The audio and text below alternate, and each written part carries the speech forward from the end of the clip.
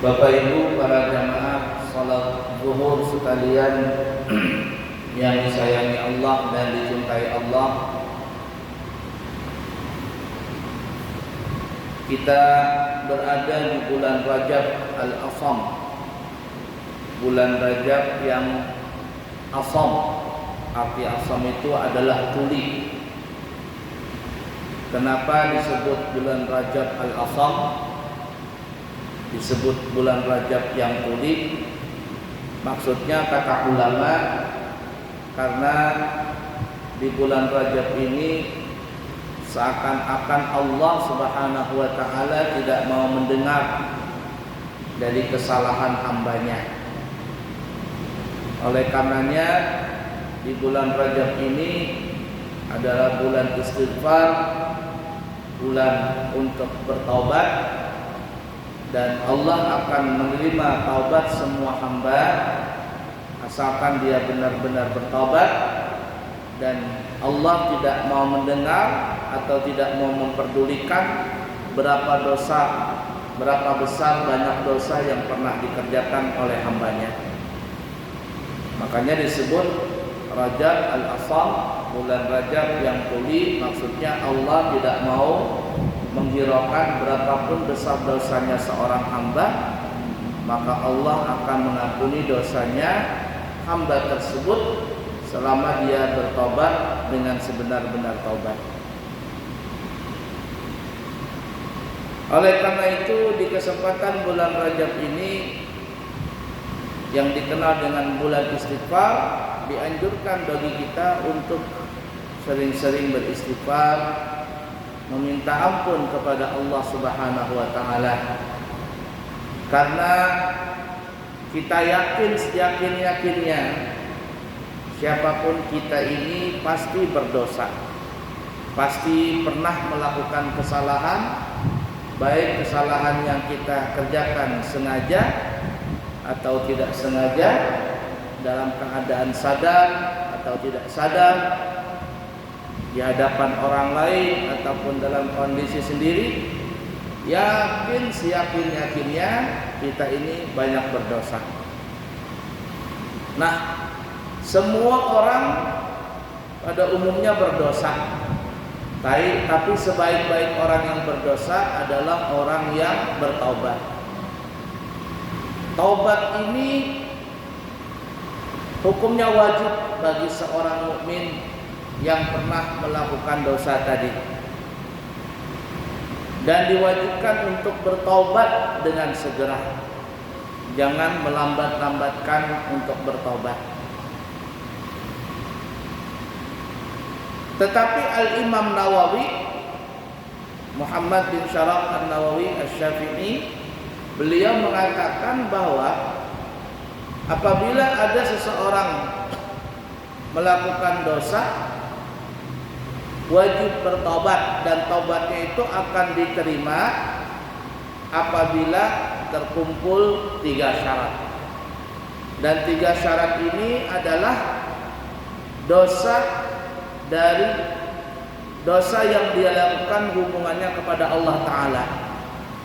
Jadi kalau kita pernah melakukan dosa kepada Allah Ta'ala, ingin bertobat dan taubatnya diterima, syaratnya 3. Karena begini ya, dosa itu yang kita kerjakan kaitannya terbagi menjadi 2 bahagian. Yang pertama, dosa yang kaitannya kepada Allah. Ini seperti umpama ada orang tidak mau salat, ada orang tidak mau puasa, tidak mau zakat. Ini dosa kaitan kepada Allah. Nah, kalau kita ingin bertobat, kata Imam Nawawi, syaratnya 3. Yang pertama, harus wajib ada rasa menyesal dalam hati. Jadi dosa yang pernah kita lakukan, meninggalkan sholat, meninggalkan puasa, itu kita ada menyesal dalam hati. Ya Allah, umur semakin tua, ajal semakin dekat, berapa banyak dosa yang telah saya kerjakan. dosa pernah meninggalkan salat, zakat dan sebagainya, itu bertobat. Menyesal dulu, syarat pertama. Rasa penyesalan ini adanya dalam hati. Bukan tandanya orang menyesal itu dengan air mata. Banyak orang menyesal dengan acting yang begitu apik sampai meneteskan air mata. Apakah itu tanda menyesal? Oh, belum tentu. Karena berapa banyak maling-maling tertangkap polisi, ketika diinterogasi sama polisi dia menangis-nangis. Tapi setelah keluar dari penjara, ternyata penyakitnya kambuh lagi. Nah, ini nangis, kata orang kita, air mata buaya, ya kan? Air mata buaya, apalagi buaya darat. Nah, ini bahaya nih. Air mata buaya itu bukan jadi jaminan. Jaminan penyesalan itu adalah dalam hati. Dan yang tahu adalah antara dia dengan Allah Ta'ala saja. Satu. Yang kedua, berhenti dari melakukan dosa itu. Jadi kalau ada orang menyesal, tanda menyesal itu dibuktikan adalah berhenti dari perbuatan dosa. Kalau ada orang menyesal tapi tidak berhenti melakukan dosa, itu ibarat kata orang Banjar, tobat sambal. Apalagi nang parah tobatnya panas-panas tahi ayam biarnya. Artinya ini istilah saja ya. Jadi kalau ayam benar, dia buang hajat, dia buang kotoran, itu kotorannya panas. Tapi sebentar aja, paling-paling berapa detik dingin sudah. Nah, atau seperti tobat sambal. Arti tobat sambal, ada orang makan sambal, padasnya luar biasa, liwarnya padas ini. Tapi anehnya mencolek terus, tidak berhenti. Ini tidak boleh. Taubat yang seperti itu tidak benar. Jadi kata Imam Nawawi, syaratnya yang kedua adalah berhenti. Kalau dia menyesal, dia berhenti. Kalau tidak berhenti dari taubat tadi, maka tidak diterima taubatnya. Dan yang ketiga kata Imam Nawawi adalah berjanji tidak akan mengulangi lagi untuk selama-lamanya.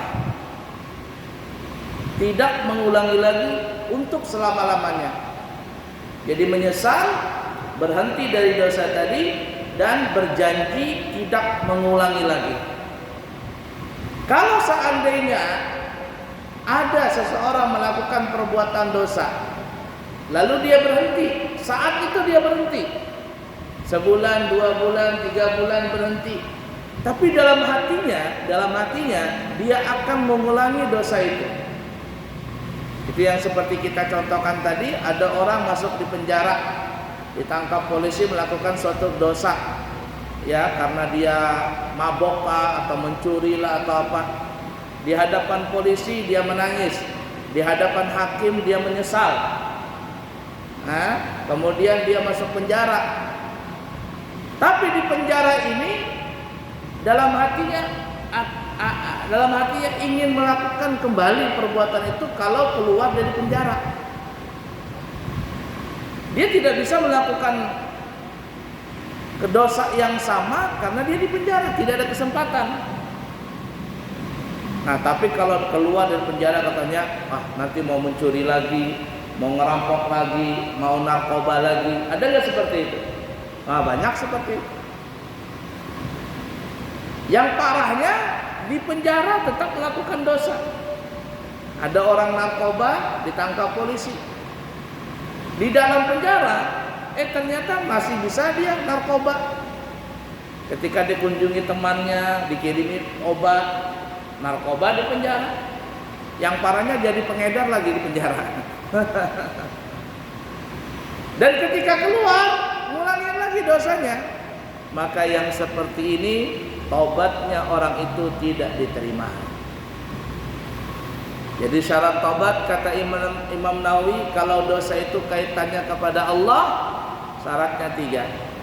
Menyesal, berhenti, dan berjanji tidak mengulangi lagi. Baik. 3 syarat ini adalah syarat taubat yang kaitan dosa kepada Allah. Namun kata ulama, kata Imam Nawawi, kalau dosa itu kaitannya kepada makhluk, ada makhluk nih, terutama sesama manusia, maka syaratnya ditambah 1 syarat lagi dan akhirnya menjadi 4. Kalau dosa sama manusia nih, yang pertama tadi menyesal, kedua berhenti dari dosa tadi, 3 berjanji tidak mengulangi lagi, yang keempat minta ampun, minta ridho, minta halal kepada orang yang bersangkutan, kepada orang yang bersangkutan atau kepada orang yang dia zalimi. Dia pernah memfitnah, dia pernah menggibah, menggosip, mencemarkan nama baiknya dia. Datanglah orang ini kepada temannya ini, minta maaf, minta halal, minta ridho. Apa yang terjadi? Kalau syarat yang keempat ini terwujud, maka orang ini diampuni dosanya. Tapi kalau dia tidak pernah minta maaf, maka orang ini di akhirat akan terkatung-katung, alias akan mempertanggungjawabkan dosa yang telah pernah dia lakukan kepada saudaranya. Dan apabila Imam Nawawi ya, ditambah lagi dengan dosa manusia, tapi berkaitan juga dengan harta, sudah dengan orangnya, ditambah dengan harta lagi, seperti dia mengurangi timbangan, takaran, ukuran, menipu, apalagi mencuri, merampok, membegal, apalagi kira-kira. Banyak ya kasus-kasus di zaman sekarang ini. Orang menipu banyak banget sekarang, terutama penipuan di online, jualan online, banyak menipu. Gimana syaratnya? Maka syaratnya kalau ingin diterima taubatnya ditambah 1 syarat lagi, totalnya menjadi 5. Kita ulangin, yang pertama menyesal, yang kedua berhenti, yang ketiga tidak mengulangi lagi, yang keempat minta maaf sama orang yang dia zalimi, dan yang kelima mengembalikan hartanya orang yang dia zalimi.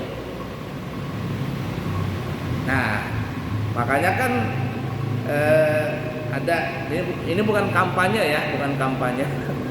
Ya, salah satu capres dan cawapres, salah satu misinya adalah pernah ditanya waktu debat, apa wacana Bapak kalau seandainya ada koruptor? Bagaimana hukum wacananya? Salah satu capres ini mengatakan adalah ya harus dihukum dengan apa yang telah berlaku hukum di Indonesia dan dimiskinkan. Arti dimiskinkan itu berapa yang pernah dia mengambil, diambil hartanya, asetnya diambil semua. Dimiskinkan agar ada efek jerat. Tapi belum ada lagi capres dan cawapres potong tangan.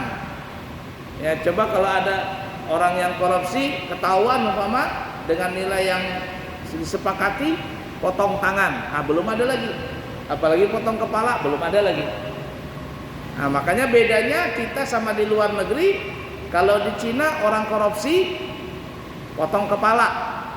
Kalau di Arab orang korupsi potong tangan. Kalau di Indonesia orang korupsi potong masa tahanan.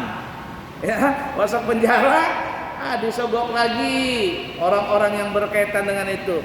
Yang tadinya umpama 10 tahun akhirnya menjadi 4 tahun aja, potong masa tahanan. Itulah yang terjadi di Indonesia. Akhirnya tidak pernah berhenti orang-orang yang korupsi di Indonesia ini. Ada saja. Apalagi kalau mau jadi anggota dewan, subhanallah, mengeluarkan sampai ratusan juta mengeluarkan sampai miliaran rupiah. Nah, orang-orang yang ingin menjabat satu jabatan dengan mengeluarkan uang yang banyak, biasanya kalau dia nanti menjabat nih, yang pertama kali yang dia pikirkan adalah bagaimana kembali modal dulu. Bagaimana supaya kembali modal. Oh, kemarin dia mengeluarkan uang 1 miliar. Ketika menjabat, bagaimana supaya cepat kembali modal dalam masa dan dalam tempo yang sesingkat-singkatnya. 1 miliar, kalau bisa dalam 3 bulan kembali 1 miliar itu. Akhirnya nggak berhentilah orang-orang yang korupsi yang ada di Indonesia ini. Nah, jadi kita kembali, apabila dosa itu ditambah dengan kaitan harta, maka wajib ditambah syarat yang kelima, mengembalikan harta itu. Kalau ada kaitan dengan hukum yang ada berlaku di tempat itu seperti di Indonesia, di penjara, ya di penjara. Nah, jadi seperti itu ya. Nah, jikalau syarat-syarat yang kita sebutkan ini sempurna kepada orang yang ingin bertobat, maka taubatnya akan diterima oleh Allah Ta'ala. Pasti Allah akan menerima taubatnya. Tapi kalau seandainya syaratnya tidak sempurna, maka orang itu tidak pernah akan diterima taubatnya oleh Allah Ta'ala. Oleh karena itu, Nabi kita pernah bertanya kepada sahabat-sahabatnya. Nabi bilang, bahasa kitanya ya, apakah kalian tahu siapakah orang yang bangkrut itu? Muflis. Apakah kalian tahu siapakah orang yang bangkrut itu? Lalu para sahabat mengatakan, ya Rasulullah, orang yang bangkrut itu orang yang tidak punya dinar, tidak punya dirham, alias orang nggak punya apa-apa nih, ya, nggak punya uang, penyakitan, hutang banyak, dikejar-kejar sama orang lagi. Ini repot semuanya, bangkrut itu. Kata Nabi, ya mungkin seperti itu pandangan kalian, tapi yang dimaksud bangkrut itu adalah orang yang nanti, kata Nabi, di akhirat dia datang ingin masuk surga dengan membawa pahala hajinya, pahala salatnya, pahala zakatnya, pahala puasanya, pahala umrohnya, pahala banyak sekali dia bawa. Mau masuk surga ini. Apa yang terjadi ketika orang ini sudah mau masuk surga, tiba-tiba datanglah orang-orang yang dulu pernah dia zalimi ketika hidup di dunia. Orang-orang ini menuntut kepada Allah Ta'ala. Waktu di dunia belum beres urusannya. Waktu di dunia orang-orang yang dizalimi ini tidak bisa menuntut. Tidak bisa menuntut. Akhirnya pengadilan Allah lah di akhirat nanti. Orang-orang ini datang, ya Allah, nih fulan dulu memang dia rajin salat, rajin puasa, rajin ini, rajin itu, tapi dia pernah hutang sama aku nggak bayar-bayar, sampai mati nggak bayar-bayar. Ya Allah, nih orang pernah nipu saya waktu dia jualan. Ya Allah, ini pernah nipu saya waktu saya beli tanah sama dia. Ya Allah, saya pernah beli rumah sama dia, saya ditipu. Saya beli ini ditipu, saya dizalimi ini, bla bla bla bla bla. Macam-macam kasus yang datang kepada orang ini.